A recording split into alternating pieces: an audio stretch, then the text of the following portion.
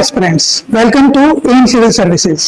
मैं अभिषेक कुमार आप सबका स्वागत करता हूं हमारे प्लेटफॉर्म पे, जहां आज मैं आपके लिए लेकर आया हूं नोबेल प्राइज 2025 से जुड़े हुए फैक्ट्स को।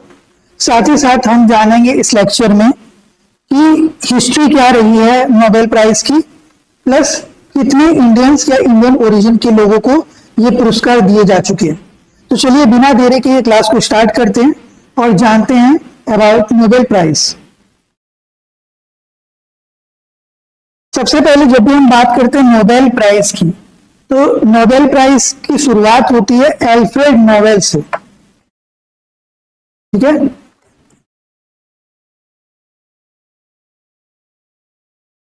एल्फ्रेड नोबेल से। एक्चुअली में एक न्यूज़पेपर की गलती की वजह से एल्फ्रेड नोबेल ने नोबेल पुरस्कार की स्थापना की थी। उन्होंने अपने विल से अपनी सारी संपत्ति का ऑलमोस्ट 95% दान कर दिया था to the charity for noble cause, यानी नोबेल प्राइज के लिए। तो ये किन्हें मिलता है? नोबेल प्राइज मिलता है उन लोगों को जो ह्यूमैनिटी के लिए या उनसे जुड़े हुए कार्यों में अपना योगदान देते हैं। ठीक है, तो बेसिकली इन्होंने अपने बिल में स्टेट किया था कि जो लोग पिछले सालों में, मतलब अगर इस साल मिल रहा है तो पिछले सालों में जिन्होंने ह्यूमन काइंड के बेनिफिट के लिए, मतलब ग्रेटेस्ट बेनिफिट के लिए काम किया हो, उन्हें हम नोबेल प्राइज प्रदान करेंगे। ठीक है, और ये किन किन जगहों पे मिलता है? तो टोटल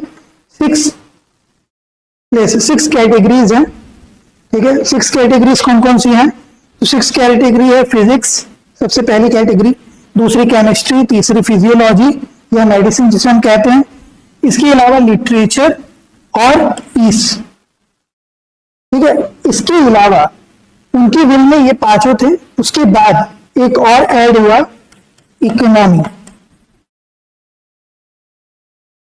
इकोनॉमिक्स के फील्ड में अपना बहुमूल्य योगदान देने वालों को भी प्रदान किया जाता है नोबेल प्राइज। हालांकि कई बार इसे बोला जाता है कि ये नोबेल प्राइज की कैटेगरी में नहीं आता, ये अलग प्राइज है। ठीक है, और इसका पूरा संरक्षण जो होता है वो नोबेल प्राइज चैरिटी या नोबेल प्राइज ऑर्गेनाइजेशन के द्वारा होता है। ठीक है, उम्मीद करता हूँ ये समझ में आ गया होगा आपको। तो बेसिकली 6 कैटेगरीज में ऑफर होता है, मैंने आपको बता दिया, फिजिक्स में, केमिस्ट्री में, फिजियोलॉजी या मेडिसिन में, लिटरेचर में, पीस में और इकोनॉमिक्स में। ठीक है, तो 1901 से 1900 में इसकी स्थापना हुई थी और 1901 में पहली बार अवार्ड प्रदान किए गए थे 5 कैटेगरीज में। 1969 में इकोनॉमिक्स प्राइज स्टैब्लिश किया गया और उस समय से टोटल 6 कैटेगरीज में ये प्राइज प्रदान किए जाते हैं। हर साल अक्टूबर में ये अनाउंस होते हैं प्राइजेस, और दिसंबर 10 को, ठीक है, 10 दिसंबर को इनको प्रेजेंट किया जाता है। ठीक है, 5 कैटेगरी में एक जगह पे दिया जाता है और एक कैटेगरी में एक दूसरी जगह पे। दोनों चीजों को बताता हूं। देखिए, सबसे पहले तो नोबेल प्राइज जो फिजिक्स और केमिस्ट्री का है, ये royal Swedish Academy of science के द्वारा दिया जाता है स्टॉकहोम, स्वीडन में। ठीक है, तो स्टॉकहोम्स मतलब स्वीडन के जो राजा हैं वो प्रदान करते हैं। दूसरा, इसके बाद आता है नोबेल प्राइज फिजियोलॉजी या मेडिसिन में। ये कौन प्रदान करता है? तो ये प्रदान करता है awarded by assembly at Karolinska Institute, Stockholm, Sweden में। फिर बारी आती है इकोनॉमिक साइंस की, जो Royal Swedish Academy of Science Stockholm के द्वारा प्रेजेंट किया जाता है, पर इसके जो पैसे हैं वो रिक्स बैंक के द्वारा दिया जाता है। ठीक है, वहां की जो लोकल बैंक है, सेंट्रल बैंक है, उसके द्वारा दिया जाता है। बाकी सारा जो प्राइजेस है 5 का, उसकी जो मनी आती है वो आती है उनकी रॉयल्टी से, यानी 95% जो उन्होंने इस अवार्ड के लिए दे दिया। किसने? एल्फ्रेड नोबेल ने। ठीक है, तो देखिए, आपने देखा कि भाई मेडिसिन हो गया, केमिस्ट्री हो गया, फिजिक्स हो गया और इकोनॉमिक्स हो गया। इसके अलावा जो आपका नोबेल प्राइज इन लिटरेचर है, ये भी कहाँ दिया जाता है? स्वीडन में दिया जाता है। इसके द्वारा स्वीडिश एकेडमी स्टॉकहोम, स्वीडन के द्वारा लिटरेचर में अवार्ड किया जाता है। लेकिन एक लौटा ऐसा प्राइज है नोबेल प्राइज पीस का, जो कि स्वीडन में ना देके ऑस्लो में दिया जाता है। ठीक है, नॉर्वे की राजधानी ऑस्लो में दिया जाता है। तो नोबेल पीस प्राइज कौन देता है? एक कमेटी इलेक्ट की जाती है बाय नॉर्वेगियन पार्लियामेंट, ठीक है, जिसे हम स्टॉर्टिंगेट बोलते हैं। तो टोटल अब तक फीमेल ल्यूरेट्स जो है, ये हो सकता है कहीं पूछ ले आप लोगों से, तो अब तक 68 फीमेल ल्यूरेट्स को नोबेल प्राइज अलग अलग फील्ड्स में दिया जा चुका है। ठीक है, तो आपसे क्या क्या क्वेश्चन पूछा जा सकता है? तो आपसे पूछा जा सकता है कि फिजिक्स और केमिस्ट्री के प्राइजेस किसके द्वारा दिए जाते हैं? तो royal Swedish Academy of science. इसके अलावा फिजियोलॉजी या मेडिसिन किसके द्वारा दिया जाता है? तो कैरोलिंस्का इंस्टीट्यूट के द्वारा, स्टॉकहोम स्वीडन में। इकोनॉमिक साइंस जो है वो भी royal Swedish Academy of science के द्वारा दिया जाता है। जो आपका अवार्ड है लिटरेचर का, वो दिया जाता है बाय स्वीडिश एकेडमी। ये अलग है, वो royal Swedish Academy of science है, ये स्वीडिश एकेडमी है जो लिटरेचर में देती है। और साथ ही साथ लास्ट में फिजिक्स, जो कि इकलौता प्राइज है जो उस दिन नॉर्वे में दिया था, ऑस्लो में, वो नॉर्वेजियन पार्लियामेंट के द्वारा दिया जाता है। उम्मीद करता हूं ये फैक्ट्स आपको याद हो गए होंगे। ये फैक्ट्स आपसे पूछता भी है कई बार। अगला फैक्ट्स है कि अब तक कितने इंडियंस को या इंडियन ओरिजिन के लोगों को नोबेल प्राइज मिल चुका है? तो अब तक 10 नोबेल ल्यूरेट्स हैं जो इंडिया या इंडियन ओरिजिन से ताल्लुक रखते हैं। सबसे पहले बारी आती है रविंद्रनाथ टैगोर से शुरुआत होता है। तो टाइम पीरियड याद रखिएगा, क्रोनोलॉजिकल ऑर्डर पूछ सकता है। तो इनको लिटरेचर में मिला था 1913 में। इनकी जो फेमस वर्क है गीतांजलि, उसके लिए इन्हें दिया गया था। बाकी और भी अदर वर्क्स हैं जिनको अप्रिशिएट करते हुए इन्हें लिटरेचर का अवार्ड दिया गया था 1913 में, रविंद्रनाथ टैगोर। ठीक है, फिर बारी आती है सीवी रमन की, जिन्हें फिजिक्स में रमन इफेक्ट के लिए दिया गया था। बेसिकली स्कैटरिंग ऑफ लाइट से जुड़ा हुआ इन्होंने एक थीसिस रिसर्च किया था, जिसके लिए सीवी रमन को प्राइज मिला था। ठीक है, नोबेल प्राइज। फिर बारी आती है हरगोविंद खुराना को, मेडिसिन के फील्ड में दिया गया था 1968 में। हरगोविंद खुराना ने जेनेटिक कोडिंग के बारे में पता लगाया था। ठीक है, जीन कोडिंग के बारे में, उसके फंक्शन के बारे में और उससे जुड़े हुए चीजों के बारे में।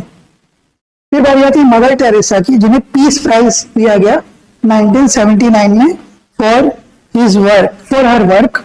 इसके लिए चिल्ड्रंस के लिए, मार्जिनलाइज सेक्शंस के लिए, चैरिटी के लिए बेसिकली। फिर बारी आती है सुब्रमण्यम चंद्रशेखर की, फिजिक्स के लिए दिया गया। बेसिकली इन्होंने इवोल्यूशन ऑफ स्टार्स की बात की थी, जहां से आपको पता चलता है एक टर्म चंद्रशेखर लिमिट। तो बेसिकली क्या होता है, जब स्टार ऑलमोस्ट एंडिंग पोजीशन पे होता है अपनी लाइफ की, इन्हें ड्वार्फ होता है, तो उसके खत्म होने के पहले जो ग्रेविटी के कारण खिंचाव होता है, उसका जो टोटल मास होता है वो होता है 1.4 टाइम्स ऑफ मास ऑफ सन। ठीक है, तो ये है चंद्रशेखर लिमिट। फिर बारी आती है अमर्त्य सेन की, जिन्हें इकोनॉमिक साइंस के लिए 1998 में दिया गया था प्राइज। फिर उसके बाद बारी आती है वीएस नाइपॉल की, जिन्हें लिटरेचर के फील्ड में दिया गया 2001 में। हालांकि ये इंडिया से रिलेटेड है, बस इनके मदर एंड फादर की वजह से, क्योंकि इनके पेरेंट्स जो थे वो इंडियंस थे। वेंकट रमन रामकृष्णन को केमिस्ट्री के लिए दिया गया था। ठीक है, राइबोसोम के स्ट्रक्चर के बारे में पता लगाया था इन्होंने। तो वेंकट रमन रामकृष्णन को केमिस्ट्री के लिए 2009 में दिया गया था। फिर अभी कुछ समय पहले आपको याद हो तो कैलाश सत्यार्थी को for his work towards childrens, ठीक है, चिल्ड्रंस के लिए, उनके लिबरेशन के लिए जो उन्होंने काम किया था, उसके लिए उन्हें 2014 में विथ मलाला यूसुफजई प्राइज मिला था। उन्होंने शेयर किया था प्राइज, पीस प्राइज, किसके साथ? मलाला यूसुफजई के साथ।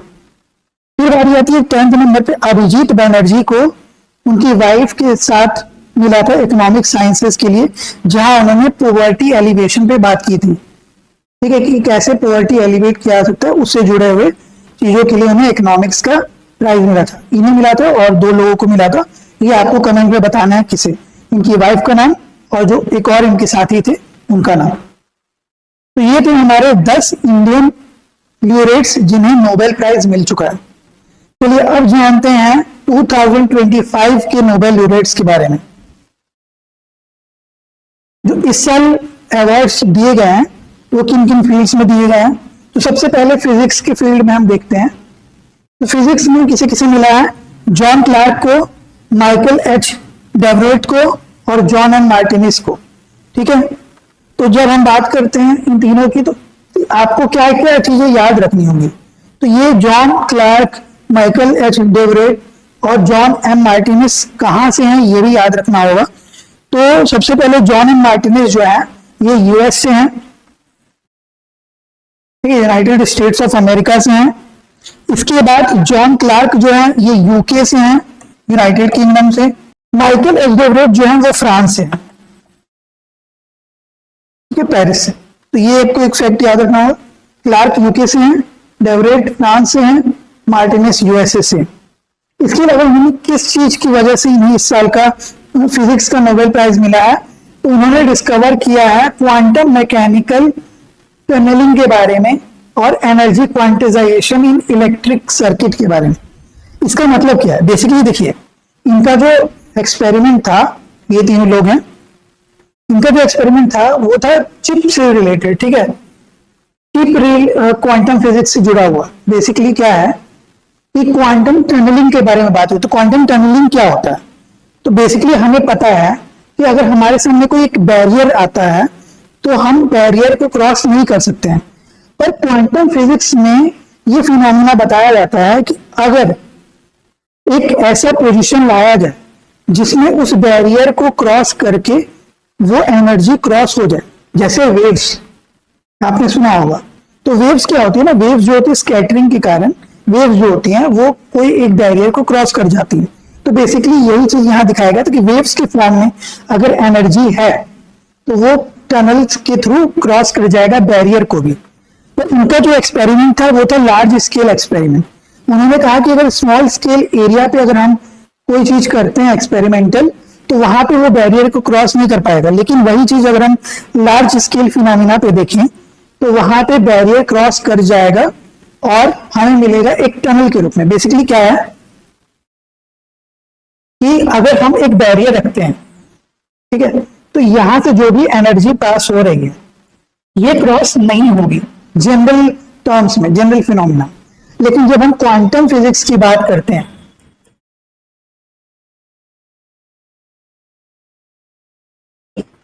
तो क्या होता है कि यहाँ वेव्स के थ्रू हमें देखने को मिलेगा कि यहां से एनर्जी क्रॉस कर जा रही है, ठीक है। तो ये फिनोमेना हमें कहां देखने को मिलता है, तो इसका सबसे प्राइम एग्जांपल है, आपको दिखेगा क्वांटम कंप्यूटर में।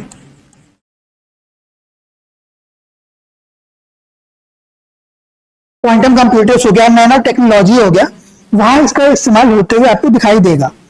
क्वांटम कंप्यूटर में कैसे होगा, तो बेसिकली जोसेफन टनल की बात होती है, डायोड्स की बात होती है, सुपर कंडक्टर फॉर्मूला पे ये काम करता है, ठीक है। तो बेसिकली जब भी हम बात करेंगे तो superconductor and diode tunnelling की बात होने लगती है। तो सुपर कंडक्टर्स क्या करते हैं, जब हम वेव्स के फॉर्म में एनर्जी प्रोड्यूस करवाते हैं तो डायोड जो है वो वेव्स के फॉर्म में ही क्या करेंगे, अपने आप को टनल बना के पास कर जाएंगे बैरियर को। ये एक हो गया। इसके अलावा न्यूक्लियर फ्यूजन और radioactive decay is also a prime example of quantum tunnelling, ठीक है। रेडियो एक्टिव डीके जो होता है और साथ ही साथ आपका जो फ्यूजन है वो भी बताता है कि कैसे क्वांटम टनलिंग का फॉर्मूला यहाँ पे दिखाई देता है, ठीक है। तो बेसिकली इससे हमें क्या क्या पता चलेगा, नैनो टेक्नोलॉजी के बारे में पता चल सकता है, सुपर कंप्यूटर का क्वांटम कंप्यूटर्स के बारे में हम बता सकते हैं, साथ ही साथ सन के अंदर होने वाले रिएक्शंस को हम समझ पाते हैं।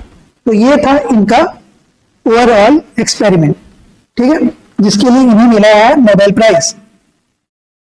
तो नोबेल प्राइज किसे किसे मिला है, जॉन क्लार्क यूके से, माइकल एच डेवरेट फ्रांस से, जॉन एम मार्टिनेस यूएसए से, ठीक है।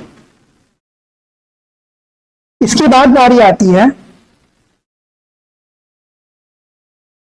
केमिस्ट्री के फील्ड में for development of metal organic framework, MOFS, ठीक है, मेटल ऑर्गेनिक फ्रेमवर्क्स फ्रेमवर्क क्या होता है? बेसिकली आप जब भी बात करेंगे तो फ्रेम्स क्या होते हैं?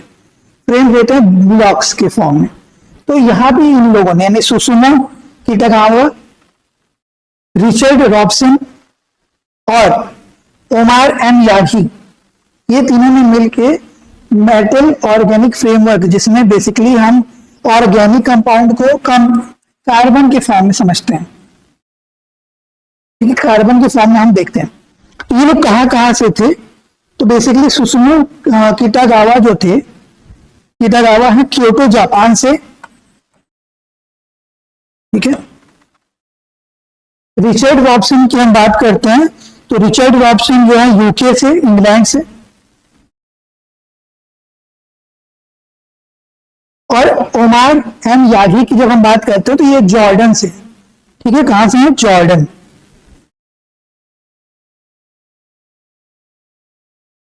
तो इन्होंने बेसिकली किया क्या? ये तीनों है फोटो, आप वीडियो पॉज करके देख लीजिएगा। तो इन्होंने एक ऐसे ब्लॉक के शेप में बताया कि भाई मेटल ऑर्गेनिक फ्रेमवर्क हम बनाए मिक्स करके। तो बेसिकली क्या है कि मॉलिक्यूलर आर्किटेक्चर है जो कंटेन करता है रूम्स फॉर केमिस्ट्री। तो ये क्या है? मेटल आयंस जो है वो एक्ट कैसे करते हैं? As main part that are connected by long organic molecules made of carbon. Carbon से बने हुए लॉन्ग मॉलिक्यूल, ऑर्गेनिक मॉलिक्यूल्स के साथ मेटल का कॉम्बिनेशन को हम बात करते हैं MOFS, ठीक है। तो बेसिकली MOFS कहाँ कहाँ काम आता है? तो ये काम आता है जब हम बात करेंगे वाटर हार्वेस्ट फ्रॉम डेजर्ट, क्योंकि डेजर्ट्स में आपको पता हो कि डेजर्ट एयर में मॉइस्चर को कैप्चर करके, डेजर्ट एयर से मॉइस्चर कैप्चर करके हम वाटर हार्वेस्टिंग कर सकते हैं। कैप्चरिंग कार्बन डाइऑक्साइड, जो आपका कार्बन डाइऑक्साइड है एटमॉस्फेयर में, उसको कैप्चर करके स्टोर टॉक्सिक गैसेस और कैटेलाइजिंग केमिकल रिएक्शंस के लिए, ठीक है। तो ये है बेसिक एक्सपेरिमेंट MOFS के बारे में, जो बेसिकली ब्लॉक्स बनाते हैं जो होल्ड कर लेते हैं, ठीक है। तो ये दो चीजें से, मेटल्स आयन से प्लस कार्बन के मॉलिक्यूलर कंपाउंड्स मिक्स एक कंपाउंड बनता है, basically molecules of carbon and ions of metal, ठीक है। तो ये था केमिस्ट्री का। किसे मिला है? ये मिला है सुसुमो किटागावा को जापान के, रिचर्ड रॉबसन इंग्लैंड के, और ओमार एम यागी जॉर्डन से। तीनों मिलके इन्होंने बनाया MOFS, मेटल ऑर्गेनिक फ्रेमवर्क्स।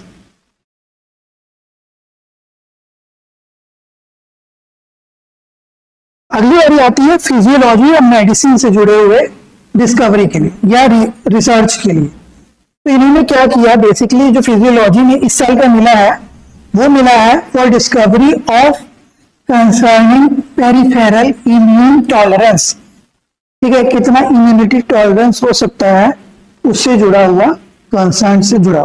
किसे किसे मिला है? तो मैरी ई बर्कनॉ, फ्रेड रैमडेशल, ठीक है, रैमस्टेल, और साइमन साकागुची को मिला है, ठीक। तो बेसिकली लोग कहां से? मैरी ई बर्कनॉ जो है वो USA से हैं, ठीक है। फिर हम बात करते हैं आपके फ्रेड रैमस्टेल की, ये भी US से हैं, इलिनॉइस से हैं। और सिमोन साकागुची की हम बात करें तो ये है जापान से। मैरी ई बर्कनॉ है USA से, फ्रेड रैमस्टेल है USA से, और सिमोन साकागुची है जापान से। तो बेसिकली उन्होंने किया क्या क्या बताया? तो ये तीनों है, आप देख सकते हैं पिक्चर को याद रखने के लिए। तो बेसिकली इन्होंने जो आइडिया प्रपोज किया वो किया कि कैसे हम समझ सकते हैं कि इम्यून सिस्टम जो है वो एक दूसरे को चेक एंड बैलेंस करता है। तो ये कैसे किया? इन्होंने किया, डिस्कवर किया बेसिकली टी सेल के बारे में। टी सेल क्या होता है? व्हाइट ब्लड सेल होता है, ठीक है। तो हम बात करते हैं तो इन्होंने बेसिकली क्या किया? स्पेशल गार्ड्स जो करते हैं इम्यूनिटी सिस्टम को, जिसे हम बोलते हैं रेगुलेटरी टी सेल, इसके बारे में पता किया।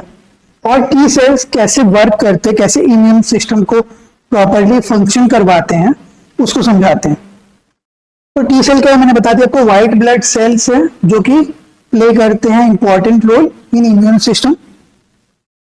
और बेसिकली दो तरीके के लिम्फोसाइट्स होते हैं। तो एक तो आपका ये हो गया टी सेल, और दूसरा लिम्फोसाइट जो होता है वो होता है बी सेल, ठीक है। लेकिन हमारे लिए इंपॉर्टेंट क्या है, तो जानना है कि भाई टी सेल्स कैसे कर रहा है। टी सेल डिस्कवर करता है वायरस को, और सबसे पहले इन्फेक्टेड सेल जो है वो होल्ड करता है वायरस फ्रेगमेंट को यूजिंग HLA प्रोटीन कॉम्प्लेक्स। फिर HLA प्रोटीन कॉम्प्लेक्स आपको दिखाई देगा कि वायरस फ्रेगमेंट किया, यहां से अलग कर दिया। यहां से टी सेल जो है, जिसे हम बोलते हैं टी सेल रिसेप्टर्स, ये क्या करेंगे, सारे टी सेल्स जो है अपना एक रिसेप्टर बनाएंगे, एक खिंचाव करेंगे जितने वायरस कॉम्पोनेंट्स हैं उनको, उसके बाद अलर्ट करेंगे बॉडी को, T cell receptor attach to virus, और टी सेल्स क्या करेंगे, एक्टिवेट करेंगे और अलर्ट करेंगे दूसरे इम्यून सेल्स को, ताकि वो इस वायरस को कैप्चर करके हमारी इम्यूनिटी को बूस्ट कर सके। तो बेसिकली ये जो कंपोनेंट आया हमको देखने में, वो कैसे टी सेल्स जो है वो हेल्प करते हैं। लिम्फोसाइट्स हैं, दो lymphocyte T cells and B cells होते हैं, तो टी सेल्स के बारे में यहाँ पे हमें पता चलता है। तो बेसिकली किनको किनको मिला है फिजियोलॉजी या मेडिसिन के केस में, तो 3 लोगों को मिला है। मैरी ई बर्कनॉ, जिन्होंने रेगुलेटरी टी सेल्स की डिस्कवरी में अपना महत्वपूर्ण योगदान दिया है, और कैसे टी सेल्स अलाउ करते हैं रिसेप्टर्स के तौर पे कि कैसे वायरस को कंट्रोल किया जाए, इम्यूनिटी बूस्ट किया जाए, वो काम किया है फ्रेड रैमस्टेल और साइमन साकागुची ने मिलकर, ठीक है।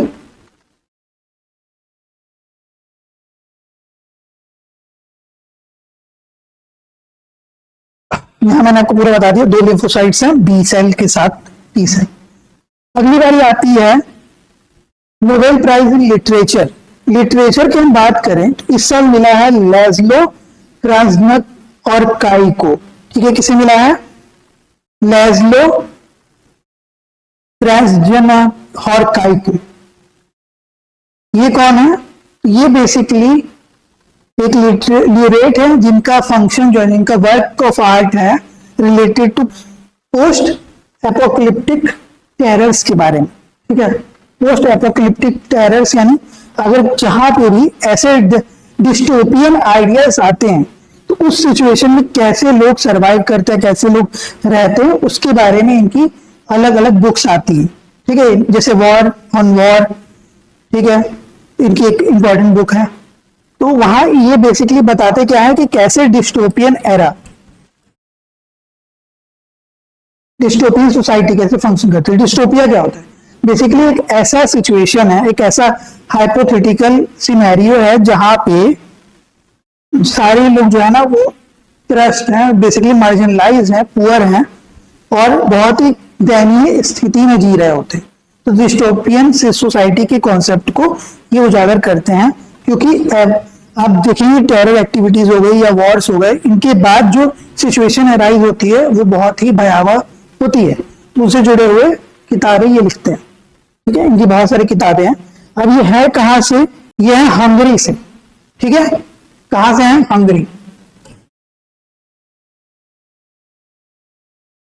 लेज़लो कहां से है, हंगरी से। तो ये था हमारा नोबेल प्राइज इन लिटरेचर। ये कुछ किताबें हैं यहाँ पे, द मेलनकोली, ठीक है, रेजिस्टेंस के बारे में, मेलनकोली ऑफ रेजिस्टेंस। इसके अलावा वॉर एंड वॉर, इसके अलावा आपकी बुक्स है वो देयर बिलो। तो ऐसे बहुत सारी किताबें ये लिख चुके हैं। बेसिकली पोस्ट एपोकलिप्टिक टेरर से जुड़े हुए, कैसे उसके बाद का सर्वाइवल होता है, उससे जुड़ी हुई कहानियां या नॉवेल्स लिखते हैं। अगली बारी आती है नोबेल प्राइज इन पीस। तो पीस की जो प्राइज मिला है इस बार मिला है मारिया कोरिना मचाडो। ये कहां से है, ये है वेनेजुएला की पॉलिटिशियन है, जिन्होंने बेसिकली डेमोक्रेटिक सोसाइटी कॉन्सेप्ट को आगे बढ़ाया कि कैसे आपका जो बेसिकली जंगल राज था उसे कैसे हम डेमोक्रेटिक सोसाइटी की तरफ कन्वर्ट करेंगे। तो इसके स्ट्रगल के लिए इन्होंने डिक्टेटरशिप से डेमोक्रेसी की तरफ बढ़ने में महत्वपूर्ण योगदान दिलाया, किसे, वेनेजुएला को, ठीक है। तो बेसिकली इन्होंने क्या अचीव किया है, एक पीसफुल सोसाइटी के कॉन्सेप्ट को आगे बढ़ाया, बहुत सारा योगदान दिया वेनेजुएला को डेमोक्रेटिक सोसाइटी बनने में। ठीक है, तो कहां से हैं ये? वेनेजुएला से हैं। नाम है मारिया कोरिना मचाडो। ठीक है, ये मारिया कोरिना मचाडो। इसके बाद बारी आती है economic science in memory of Alfred Nobel. तो बेसिकली ये जो है ना प्राइज, कई लोग बोलते हैं कि ये जो है अलग है, नोबेल प्राइज नहीं है। हालांकि इसका पूरा जो कार्य होता है वो संचालन कौन करता है? नोबेल प्राइज ऑर्गेनाइजेशन ही करता है, Nobel organisation. Sveriges Riksbank prize in economic sciences. तो बेसिकली रिक्स बैंक यानी सेंट्रल बैंक ऑफ स्वीडन, ये इसे स्पॉन्सर करता है, इसकी प्राइज मनी को स्पॉन्सर करता है। तो इस बार मिला है, किनको मिला? 3 लोगों को मिला है। पहले जोएल मॉर्कर को मिला है। ठीक है, तो जोएल मॉर्कर जो है वो है नीदरलैंड से।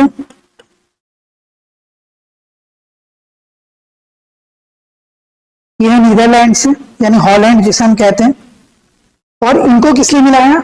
इन्हें मिला है for having identified the prerequisites for sustained growth through technological progress।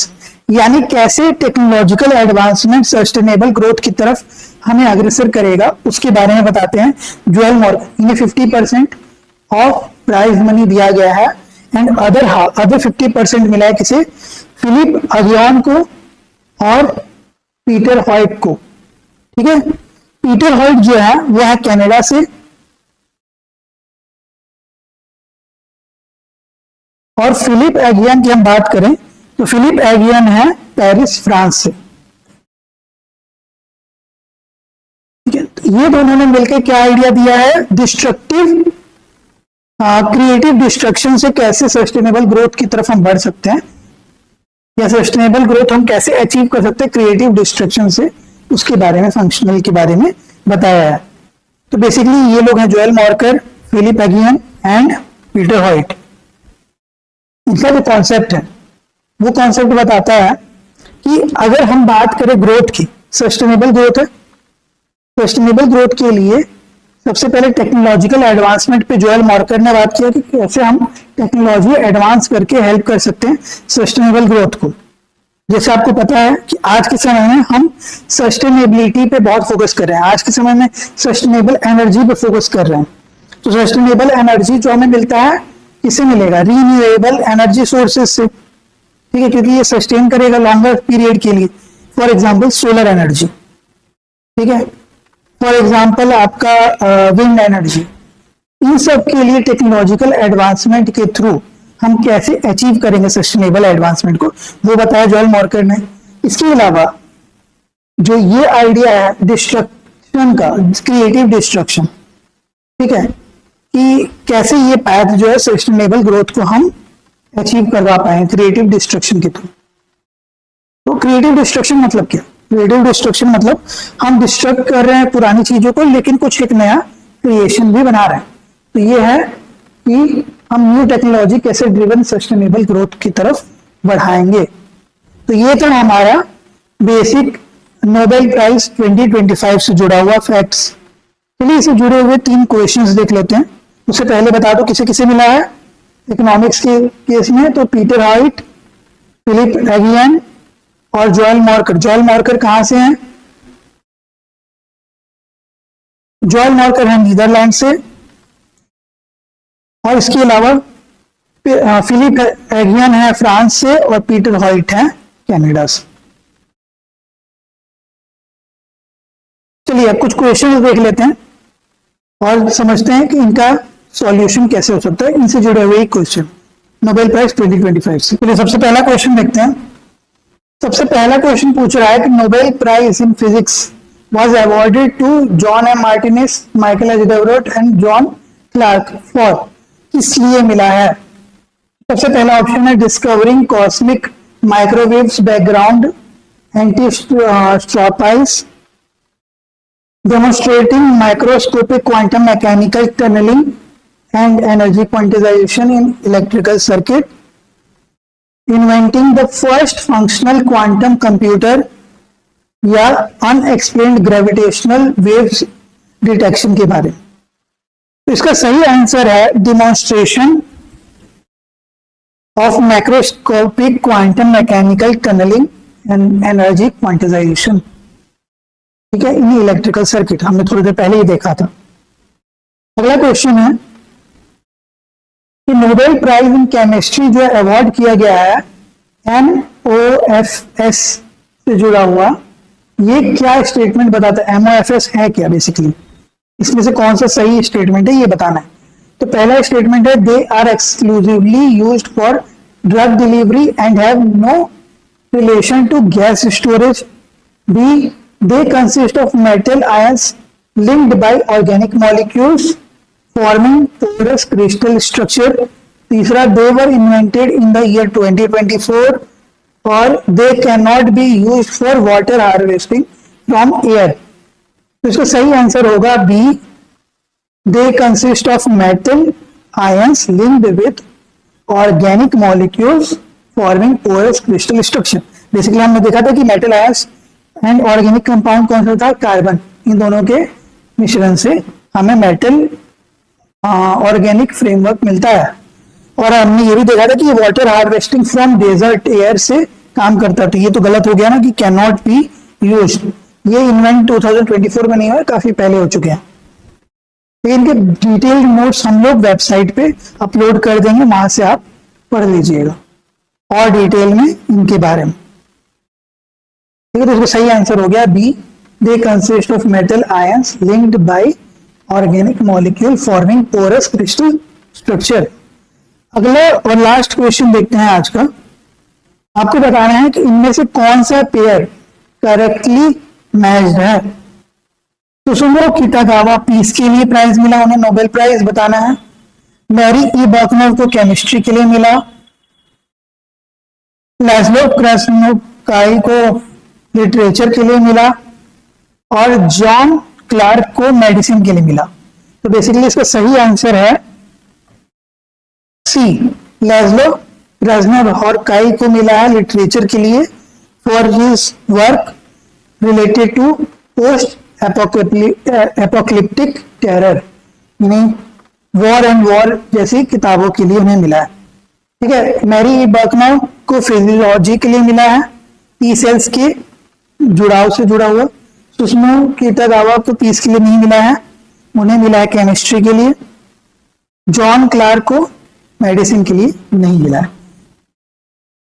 ठीक है, ये देखिए, ये मिला है नोबेल प्राइज इन लिटरेचर लैज़्लो क्रास्नोकाई के लिए। ठीक है, इससे पहले हमने देखा टी सेल्स के लिए मिला है किसे, यानी कि रिलेटेड टू फिजियोलॉजी या मेडिसिन, ये मिला है मैरी ई बर्कनर को। और इससे पहले हम बात करेंगे सुसुमो कितागावा को मिला है केमिस्ट्री के लिए।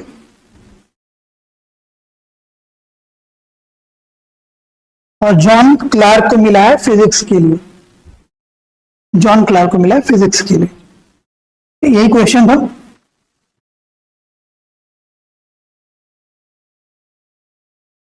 फिजिक्स होना चाहिए था यहाँ पे फिजियोलॉजी या मेडिसिन होना चाहिए था, बस यहाँ पे होना चाहिए था आपका केमिस्ट्री, तो ये सही होता। लैज़्लो क्रास्नोकाई सही जवाब है। तो इसी के साथ हमारा नोबेल प्राइज से जुड़ा हुआ 2025 वाला ये लेक्चर यहाँ पे एंड होता है। उम्मीद करता हूँ मैंने जो भी आपको फैक्ट्स या डिटेल्स बताए होंगे उससे आपको अच्छा लगा होगा, समझ आया होगा। और कोई जानकारी अगर आपको प्राप्त करनी है, हमारे नए बैचेस के बारे में जानना है, हमारे नए बैचेस जल्दी ही लॉन्च होने वाले हैं यूपीएससी एंड पीएससी से जुड़े हुए, तो उनके लिए अगर और अधिक जानकारी लेनी है तो हमारे वेबसाइट में या हमारे दिए गए नंबरों से आप संपर्क कर सकते हैं। चलिए इस लेक्चर को यहीं पे एंड करते हैं। अगर आपको ये लेक्चर अच्छा लगा तो प्लीज लेक्चर को लाइक करें, चैनल को सब्सक्राइब करें, क्योंकि बहुत सारे लोग चैनल पे आते हैं, वीडियोस देखते हैं पर सब्सक्राइब नहीं करते हैं। बेल आइकन दबा दें ताकि आने वाला नोटिफिकेशन आपको जल्दी मिल जाए।